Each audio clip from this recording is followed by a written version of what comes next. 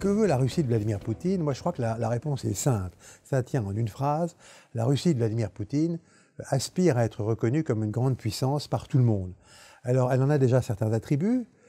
C'est un très grand pays sur le plan géographique, puisque c'est d'ailleurs par l'étendue, par la surface, toujours le plus grand pays du monde, même après l'amputation d'un quart de sa surface en 1991, lors des indépendances de 14 autres pays qui faisaient partie de l'Union soviétique. Deuxièmement, elle fait partie du Conseil de sécurité, elle est membre permanent depuis, dans la Charte des Nations Unies, de par la Charte des Nations Unies, et donc elle a un droit de veto au Conseil de sécurité.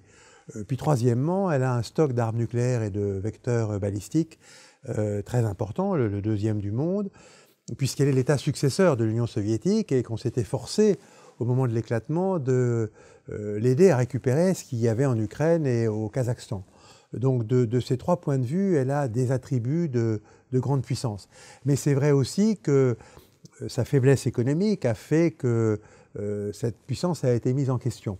Obama a dit que la Russie est une puissance régionale, affaiblie économiquement. Et ça, je crois que les Russes n'ont pas du tout accepté cette qualification et qu'ils aspirent à être reconnus comme grande puissance, consultés sur les questions internationales, un acteur important en Europe, en Asie, mais aussi, comme on vient de le voir, au Proche-Orient, où elle s'est imposée sur le théâtre syrien.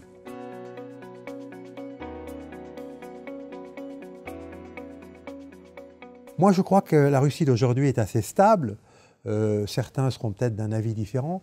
D'abord, sur le plan institutionnel, la Russie a des institutions qui ne sont pas véritablement contestées. La Constitution de 1993, qui est une constitution d'ailleurs qui ressemble un petit peu à la constitution française, avec un président élu au suffrage universel direct, et puis un Premier ministre qui, lui, est responsable devant le Parlement. Donc c'est une constitution mixte, qui est présidentielle, et qui fonctionne de façon plutôt présidentielle, mais il y a un Premier ministre, et il est responsable devant la Douma, il doit donc avoir une majorité. Ça, c'est sur le plan institutionnel. Alors en revanche, évidemment, l'opposition dit qu'elle n'a pas les coudées franches et qu'elle ne peut pas agir très librement, que le Kremlin abuse de ce qu'on pourrait appeler l'ingénierie politique, c'est-à-dire la communication politique poussée très loin, qui finalement instrumentalise certains partis qui ne sont pas le parti du président, les instrumentalise par rapport à la majorité présidentielle, et que de ce point de vue-là, effectivement, on ne voit pas d'ailleurs de majorité d'opposition cohérente se constituer et émerger pour les prochaines élections de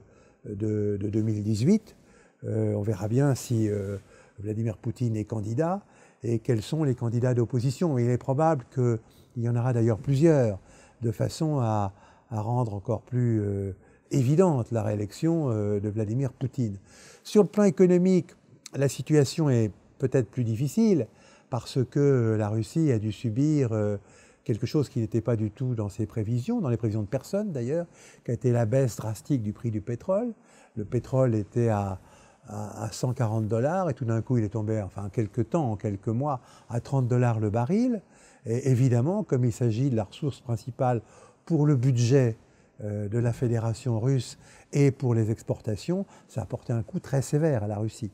Les sanctions occidentales, mais ça a porté aussi un petit coup à la Russie, surtout le fait que les banques occidentales ne prêtent plus à des entreprises conjointes qui comprennent des entreprises russes. Et je crois qu'aujourd'hui, en tout cas, ce que Moscou attend, c'est à nouveau un renversement de la situation, c'est-à-dire que comme les prix du pétrole sont fixés par le marché, évidemment, après une baisse, logiquement, il peut y avoir une hausse, d'autant plus que l'OPEP s'est mise d'accord pour réduire sa production, qu'ensuite elle s'est mise d'accord avec des pays qui ne sont pas dans l'OPEP, comme la Russie, pour que tout le monde réduise sa production et que par conséquent, les cours soient stabilisés entre 50 et 60 $ le baril. Alors peut-être que ce que n'a pas réussi Poutine et ce que n'a pas réussi Medvedev, même quand il était président, pendant les 4 années où il était président, c'est la diversification de l'économie russe.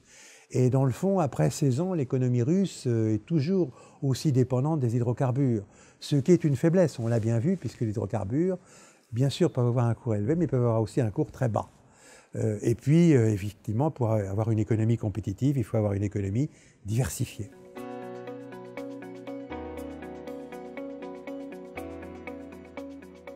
Alors aujourd'hui, comme vous le savez, elles sont assez mauvaises. C'est très dommage parce que la Russie est notre voisine en Europe et que aujourd'hui, ça n'était pas le cas il y a une douzaine d'années. Aujourd'hui, la Russie a tendance à confondre l'OTAN et l'Union européenne. Ça n'a rien à voir. L'OTAN, c'est une chose, c'est une alliance militaire, et ça, on peut comprendre que la Russie soit assez chatouilleuse sur les extensions successives de l'OTAN et sur une éventuelle adhésion de l'Ukraine et de la Géorgie à l'OTAN, notamment. D'ailleurs, la France et l'Allemagne sont contre.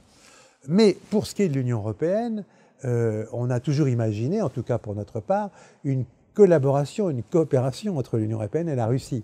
En 2004, en 2003 même, il y a eu un sommet entre l'Union européenne et la Russie, et j'y participais, j'avais participé à la préparation, et tout le monde était d'accord, à l'époque, pour se fixer comme objectif la construction de 4 espaces communs. Un espace économique commun, Russie-Union européenne, un espace commun de justice et de sécurité intérieure, un espace commun de la connaissance, pour les étudiants, pour les chercheurs, pour les professeurs, et puis un espace commun également pour les questions de sécurité extérieure. Et puis tout ça s'est enlisé assez rapidement d'ailleurs, 2004-2005, pour des raisons qui tiennent aux deux côtés, aux deux parties d'ailleurs. Je crois qu'il faut jeter le blâme sur aucun des deux côtés, je crois que les torts sont bien partagés. Du côté européen, on a assez rapidement perdu intérêt. Peut-être aussi parce que les nouveaux adhérents, les nouveaux États membres comme la Pologne et les Baltes, n'étaient pas très favorables à ces accords d'association, à ces accords d'espace commun. Et puis parce que les Russes ont vu que dans le fond, l'OTAN cherchait à gagner du terrain un petit peu partout et que par conséquent a craint qu'il y ait une attitude concertée des pays occidentaux pour finalement endiguer la Russie, et c'est le fameux complexe de la forteresse assiégée. Mais je crois qu'à un moment ou à un autre, il faudra que la discussion reprenne, parce que la Russie est notre voisine, et que l'avenir de la Russie n'est pas en Chine. Bien sûr, la Chine est un marché très important, mais la Chine ne fera pas d'alliance avec la Russie, elle n'est pas intéressée par une alliance avec la Russie. Et que le premier client de la Russie, c'est qui? C'est l'Union européenne. Ce n'est pas les États-Unis et ce n'est pas la Chine. Par conséquent, il faudra revenir peut-être à quelque chose qui ressemblera à un accord de libre-échange. Mais les temps ne sont pas encore mûrs. Mais ça peut venir assez vite, sous une année à peu près.